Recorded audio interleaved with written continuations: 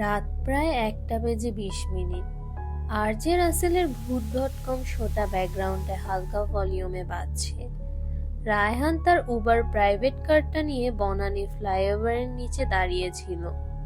বৃষ্টি ভেজা রাত, চারপাশটা একদম শুনশান। ঠিক তখনই মোবাইলে একটা ট্রিপ রিকোয়েস্ট এলো। পিক আপ লোকেশন বনানী কবরস্থানের 2 number gate, drop location 300 feet রোডের একেবারে শীর্ষ মাথা। রায়হান একটু ইতস্তত করলো, এই মাঝরাতে কবরস্থানের সামনে থেকে 300 ফিট? জায়গাটা এমনিতেই রাতে ফাঁকা থাকে, কিন্তু ভাড়ার পরিমাণটা সাধারণের চেয়ে 3 গুণ দেখাচ্ছে। লোভ সামলাতে না পেরে সে অ্যাকসেপ্ট বাটনে চাপ দিল। কবরস্থানের গেটের কাছে পৌঁছাতেই রায়হান দেখলো একটা মেয়ে দাঁড়িয়ে আছে। পরনে সাধারণ একটা সুতির শাড়ি, মাথায় ওড়না টানা। মেয়েটি পেছনের সিটে এসে বসলো। গাড়ি স্টার্ট দেওয়ার পর রায়হান লক্ষ্য করলো মেয়েটি অদ্ভুত রকমের শান্ত। কোনো নড়াচড়া নেই, শ্বাস প্রশ্বাসের শব্দও নেই। গাড়ির লুকিং গ্লাসে চোখ পড়তেই রায়হানের মেরুদণ্ড দিয়ে একটা ঠান্ডা স্রোত বয়ে গেল। আয়নায় মেয়েটির মুখ দেখা যাচ্ছে না, শাড়ি বসার ভঙ্গি সব ঠিক আছে, কিন্তু মুখটা যেন কুয়াশায় ঢাকা, ঝাপসা। রায়হান ভাবল বৃষ্টির জন্য হয়তো গ্লাস ঘোলা হয়ে আছে। নিজেকে সান্ত্বনা দিয়ে সে রেডিওর ভলিউমটা বাড়িয়ে দিল। তখন রেডিওতে রাসেল ভাই বলছেন, আজকে আমাদের সাথে লাইভে আছেন সাভার থেকে এক কলার। তিনি বলছেন তিনি বছর আগে আজকের এই বৃষ্টির রাতেই তার বোন একটা গাড়ি দুর্ঘটনায় মারা যান 300 ফিট রোডে। লাশটা নাকি আজও পাওয়া যায়নি। ঠিক তখনই পেছনের সিট থেকে একটা মিষ্টি কিন্তু বরফ শীতল কণ্ঠ ভেসে এলো, ভাইয়া রেডিওটা বন্ধ করবেন, মাথাটা খুব ধরেছে। রায়হান কাপা হাতে রেডিও বন্ধ করে দিল।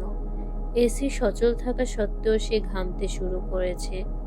300 ফিটের অন্ধকার রাস্তায় গাড়ি তখন 80 স্পিডে ছুটছে।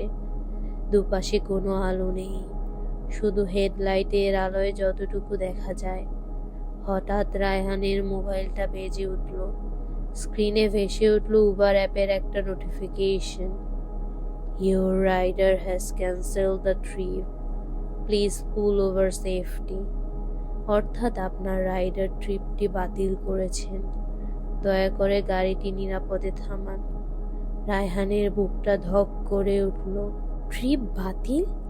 কিন্তু প্যাসেঞ্জার তো পেছনেই বসা। সে পেছনের সিটের দিকে তাকানোর সাহস পাচ্ছিল না। ভাইয়া গাড়ি থামালেন না যে? উবার তো বলেছে ট্রিপ ক্যান্সেলড। পেছন থেকে আবার সেই কণ্ঠ, এবার গলাটা যেন একটু চড়া, একটু অতি প্রাকৃতিক। রায়হান ভয়ে তোতলামি করে বলল, আপনি ক্যান্সেল করলেন কেন আপা? মেয়েটি হালকা হাসল। সেই হাসির শব্দে গাড়ির সব কটা কাজ একসাথে কেঁপে উঠল। আমি তো ক্যান্সেল করিনি ভাইয়া, ক্যান্সেল করেছি আমার বাবা। 3 বছর ধরে তিনি এই দিনে আমার উবার অ্যাকাউন্টটা লগ ইন করে ট্রিপ বুক করেন, আর আমি বনানী থেকে রওনা দিই। কিন্তু প্রতিবার মাঝপথে বাবা বুঝতে পারেন আমি তো আর বেঁচে নেই, তাই ট্রিপটা ক্যান্সেল করে দেন। রায়হানের হাত পা তখন অবশ।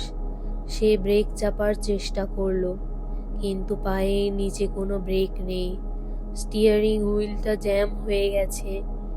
গাড়ি নিজে থেকেই 100 স্পিডে ছুটছে সামনের সেই কালভার্টটার দিকে, যেখানে 3 বছর আগে দুর্ঘটনা ঘটেছিল। রায়হান চিৎকার করে কাঁদতে কাঁদতে লুকিং গ্লাসের দিকে তাকালো। এবার আর ঝাপসা নয়। আয়নায় সে দেখতে পেল মেয়েটির মুখের অর্ধেকটা মাংস নেই, করটি বেরিয়ে আছে আর চোখ দুটো টকটকে লাল। মেয়েটি রায়হানের কানের কাছে মুখ এনে ফিস ফিস করে বলল, একলা যেতে খুব ভয় করে ভাইয়া। গত 3 বছর কোনো ড্রাইভার আমার সাথে শেষ পর্যন্ত যায়নি। মাঝপথেই হার্ট অ্যাটাক করে মরে গেছে।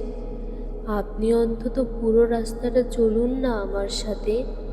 পরদিন সকালে 300 ফিট রোডের শেষ মাথায় কালভার্টের নিচে একটা দুমড়ে মুচড়ে যাওয়া প্রাইভেট কার পাওয়া যায়।